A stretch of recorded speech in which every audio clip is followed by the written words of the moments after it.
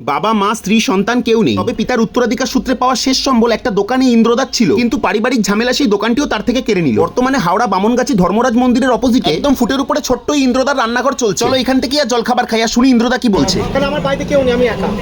বাবা মা ভাই বোন স্ত্রী পুত্র কন্যা কেউ নেই, আমি একা। মানে এই দোকানটা তোমার বাবারই ছিল?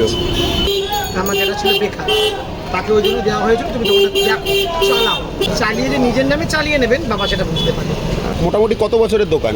9 বছর। মানে এই পরোটা আর তার সাথে তরকারি এটাই করো? পরোটা থাকে, রুটি থাকে, তরকারি থাকে। আচ্ছা, তরকারি প্রতিদিন চেঞ্জ হয়। পরোটা কত করে? 3টে 20। আর রুটি কত করে নাও? সকালে কটা থেকে কটা এলে পাওয়া যাবে? মোটামুটি 8:30 থেকে চালু হয়ে যাবে। মোটামুটি কত কেজি ময়দা কাটাও রোজ? দেখো এখন বাজার অবস্থা খুব খারাপ। আচ্ছা 1 কেজি ময়দা কাটা জীবন বেরিয়ে যাবে। আচ্ছা আচ্ছা। তবে ইন্দ্রদার হাসি মুখ দেখে মনের অবস্থা বোঝা বড় দায়। ভাগ্যকে দোষারোপ না করে হয়তো এরা হাসি মুখেই থাকতে চায়। আর জলখাবারটাও একদম ঘরোয়া, বেশ ভালোই খেলাম। সুযোগ পেলেই মানুষগুলির কাছে এসো, এদেরকেও না হয় একটু ভালোবেসো।